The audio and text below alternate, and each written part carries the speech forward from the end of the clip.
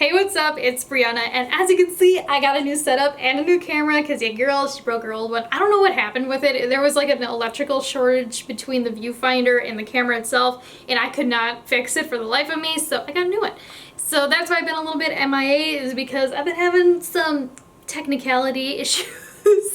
But today we're going to be testing out the brand new Colourpop Roaring Hearts palette. I don't have the full collection, but we're going to be testing out the palette here because honestly I think it's very beautiful. And I will say they did send it my way, but you guys know we keep it real on my channel.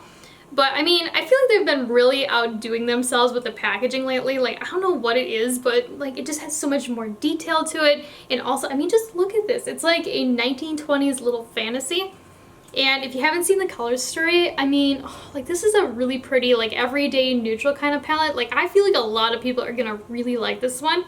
Because again, you get these nice smoky colors, you get mid-tones, you get these really pretty shimmers that are gonna be perfect with any kind of look. So off camera, I did prime my eyes using my ABH eye primer like I always do. And the first shade I wanna go in with out of this palette is this kind of like yellowy, kind of like neutral kind of shade. And this one's called Foxtrot. I'm just gonna be taking it on this Luna Magic, kind of like a larger blending brush. I don't know, like those like yellowy neutrals for some reason always like catch my eye. I don't know if you like that too. But let's see how this baby applies, and ooh, she is pigmented right away. So let's go in with a second layer. And yeah, this one's a little bit more on the buildable side. I will say though, it looks more yellow in the pan than when applied. You can kind of see it. Like it almost has like an orangey kind of look when applied to the lid, whereas in the pan you don't really see that orange, it's more like on the yellow side. It's still really pretty though. But it's just one of those shades that doesn't look the same when applied. So let's go in with a third layer, and yeah, this is one of those shades that's a little bit more on the buildable side. Like don't get me wrong, like the first layer does have a good amount of pigmentation to it, but it definitely has more of a buildable formula. So you can really get this one to look nice and rich if you layer it up. So let's add a little bit of smokiness to this look, and I want to go in with this shade called Lindy Hop, which is the darkest matte brown in the palette. Now I know it is a big jump from Foxtrot into this one, and if you are a little bit scared of it, I would just go in with this brown right next to Lindy Hop called That Sax, or maybe like mix these two if you're a little bit scared. But I don't know, we're gonna risk it for the biscuit and see what happens. But this brown feels really, really smooth in the pan. I mean, just look at that pigment. Ooh, that's a nice brown. It really reminds me of the darker browns in the Wild Child palette, if you've ever used that one. That is one of my favorite Colourpop palettes, just because of how intense and rich it is. It's just a really nice formulated one. But this brown really reminds me of that. But yeah, like this brown is not playing games with the pigment. I am gonna go in with a little bit more on my brush. And then take whatever is left and blend it up.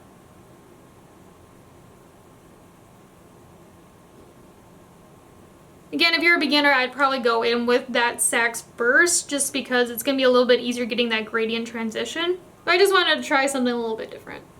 You can see like it's not giving me any chunkiness or like harsh lines. Like it's a really nice deep brown. I'd say it's like a true brown as well. Like it's not like super cool tone and it's not super warm either. It's like right smack in the middle. And then since this is a pinched blending brush, I'm going to take the flatter side with a little bit more of the shade on it. I'm going to pack it right on the outer third of my lid. Do I need more definition with this look? No. But do I want it? Yes. So we're going to go in with the matte black out of the palette, and this one is called Grand Dame. I believe is how you say it. If I'm wrong, let me know in the comments down below how to say it properly because I suck at pronouncing things really bad. But I'm just gonna be taking this on this teeny tiny little Morphe M507. It's just like a small little blending brush. Ooh baby, this is looking like a super pigmented matte black. And I'm just gonna be popping that right in that crease. Okay, so to me, this is a medium pigmented matte black. Like, don't get me wrong, like, it's matte black right away, but it's not, like, super, super rich. Like, it's not overpowering everything. Because that is a big problem I have with most matte blacks, is that they just take over everything next to it and just really kind of get rid of your hard work. But let's do a second layer. Ooh, yeah, this one's really nice. And it's also blending really nice into a matte brown. Because again, sometimes matte blacks, they just don't really work that well with browns. because they have like a blue undertone. But this one is like perfect with this brown. And you can see like it is instantly blending out too. Like it absolutely requires no fuss.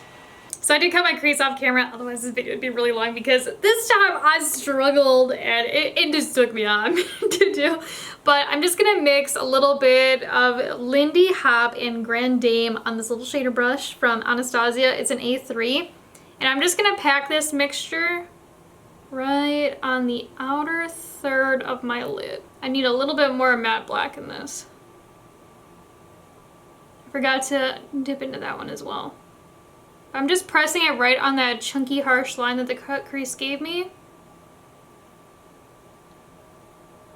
And this will also help us blend in our lid shades here in a second. So now let's go in with the shimmers, and I'm really curious about this one right here. And this one's called Phonograph, and it's kind of like a, almost like antique gold with like a little hint of like a green kind of vibe to it. I don't know, I think it just looks really pretty in the pan.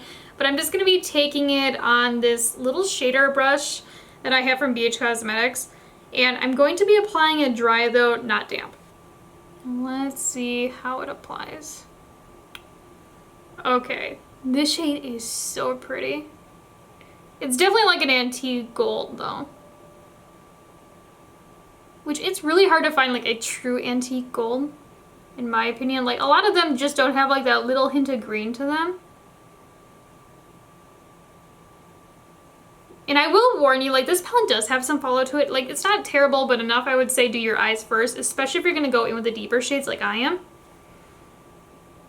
And shimmer wise, I will say like this one's more of like that wearable, like wet sheen kind of vibe. Like it's not like super crazy, like glittery and sparkly. Very, very like wearable. So if you like more of like a subtle sheen of a shimmer, you're probably gonna really like this one. And I'm just gonna go back in with that brush we apply that brown and black mixture with, and then just tap out the edge of the shimmer on this outer edge. Just to make sure it blends into those mattes. You can also just go in with a little bit of the matte brown by itself. You don't need to go in with the matte black to help blend it in a little bit better. And when I'm doing this, I'm doing like a little tapping motion, because if you like put it down and swipe, you might mess up everything that you have going on underneath. So you just want to do these little light taps. So for the rest of the lid, I'm just gonna go in with the gold in the palette, and this one isn't like a true gold, like it's just a tad lighter, but it's not a champagne either. It's like right smack in the middle. Let's see how this one applies. Oh, that is so pretty. Again, this one's more of like a wet sheen kind of shimmer too. And when I'm applying it, I am like pressing it down, I'm not swiping. I'm also slightly overlapping it with that shade that we just applied.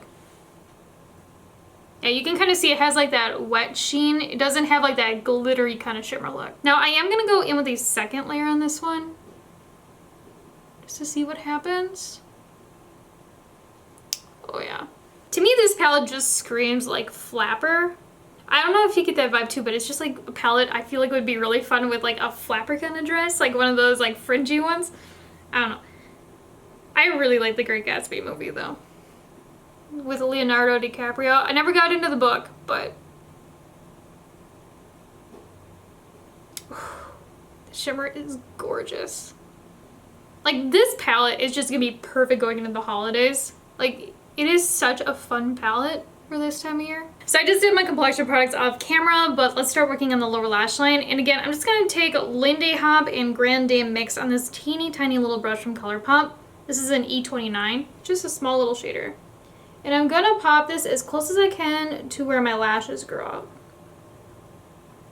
If you want this to be super long wearing, you could also go in with like a darker brown liner first and blend that out. Or if you have really watery eyes, that's a trick I like to do. And when I'm doing this and like dipping into them, I'm just doing like a 1-to-1 ratio. And I'm just going to take a little bit of Foxtrot on this ES6 brush from Profusion and smoke this down even further. And last but not least, for the inner corner highlight, I'm just going to go in with the Icy White in the palette called Fancy That. So let's pop this in the inner corner. And ooh, that actually applies more like a white gold, and it's super, super sparkly. Ooh, I really like that. It looks way more icy in the pan than it does when applied. So here's a finished look using the palette, and I will say I actually really enjoy this palette, and it kind of gives me like a fall glam kind of vibe in a way. Like, I feel like this palette is going to be perfect for this time of year going into the holidays. But I will say, like, formula-wise, the mattes in here are very easy to use. Like, if you're a beginner, I don't think you're going to struggle with them at all, even the deeper ones in here. Like, this first matte shade that we used called Foxtrot, the more, like, yellowy one. Now, this one to me is a little bit more of, like, a buildable formula. You definitely need about 2, if not 3 layers to get it to look like it does in the pan. However, these 2 deeper mattes that we use, now these ones are very intense and they look like they do in the pan right away on initial application.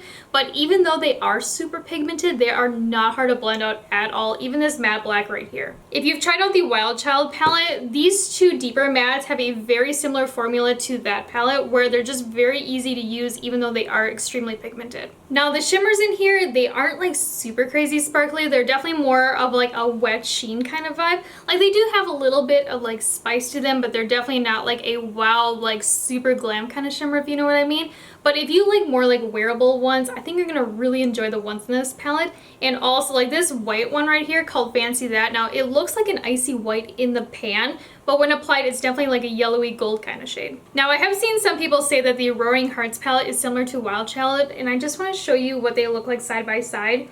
And with the mattes, I'd say they're more similar.